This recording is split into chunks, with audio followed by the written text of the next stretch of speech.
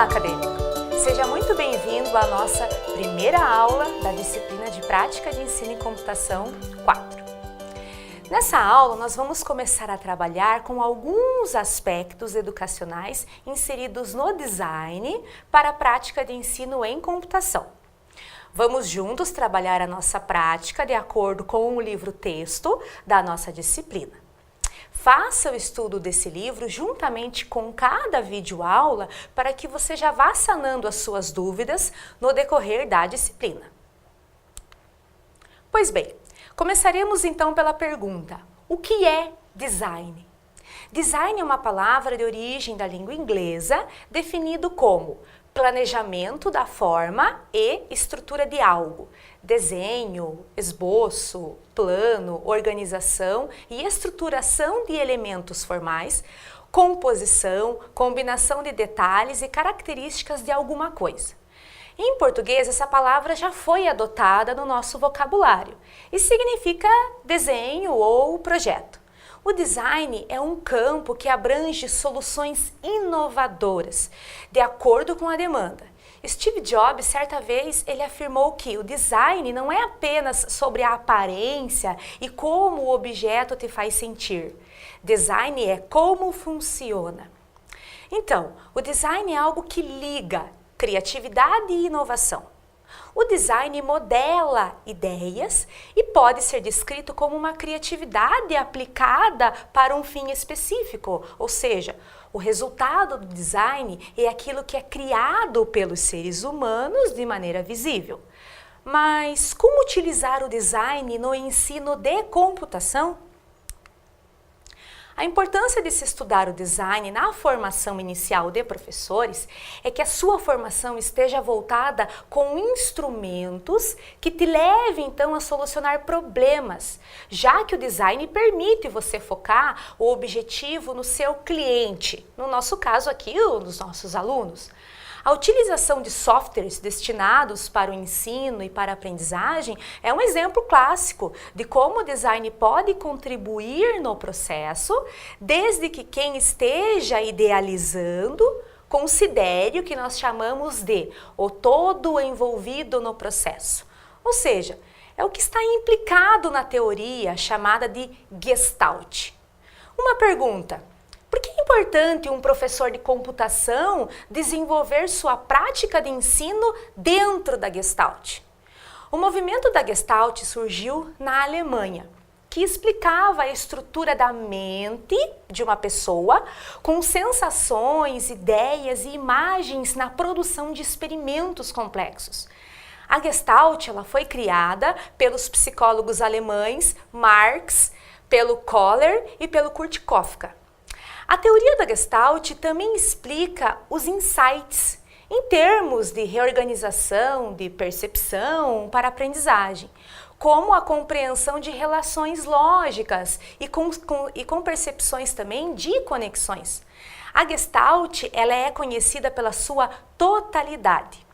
Em uma situação de ensino-aprendizagem, por exemplo, cabe ao professor selecionar estratégias para criar condições, então, para que os alunos tenham uma aprendizagem também por insights. Então, no sentido de analisar o todo e depois cada uma de suas partes, e não as partes primeiro para depois compreender o todo. A própria Gestalt pode ser pensada como um campo que inclui sistemas, ambientes e pessoas. Assim, o design é fundamental no desenvolvimento de soluções, processos, objetos, serviços. Para a computação, ele abrange toda a relação, por exemplo, de interface, de relação com o usuário, ergonomia cognitiva e processos de criação de softwares, websites, aplicativos e programas mais intuitivos e amigáveis para usuários. Mas quais são os elementos do design que eu posso utilizar dentro da minha prática pedagógica de professor? Vamos ver então. Os processos criativos do design envolvem o profissional de qualquer área do conhecimento. O design hoje não se limita apenas aos profissionais da área, mas sim a qualquer profissional que está inserido no processo de criar e de desenvolver.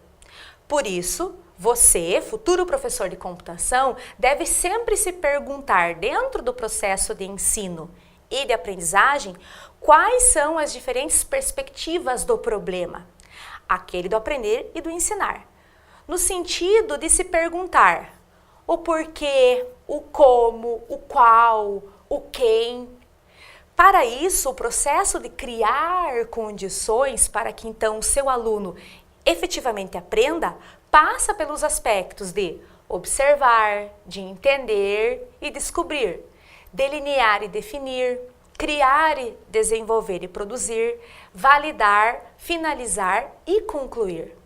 O importante é que você, como futuro professor de computação, passe a traçar um plano e colocar ele então em ação no processo de ensino e aprendizagem. Para isso, a nossa área da computação, o design de interação é fundamental. Mas por quê? Porque o design de interação, ele é fundamental para todas as disciplinas e campos de atuação com abordagens que se preocupam com a pesquisa e com projetos de sistemas computacionais para as pessoas. E, no nosso caso, para os nossos alunos também. Se eu passo então a observar que os meus alunos, eles estão com certas dificuldades na aprendizagem, por exemplo, eu posso desenvolver, via pesquisa, tipos de softwares que contribuam para concretizar o processo de ensino e aprendizagem. Portanto, o design pode nos deixar sempre alerta na busca de elementos dos quais eles venham a contribuir nesse processo. Mas em quais aspectos seriam esses? Vejamos lá. Os aspectos do design podem ser para fins variados, como por exemplo, arquitetura da informação, design, interface usuário, usabilidade, performance, compatibilidade, estratégia de conteúdo, testes e pesquisas.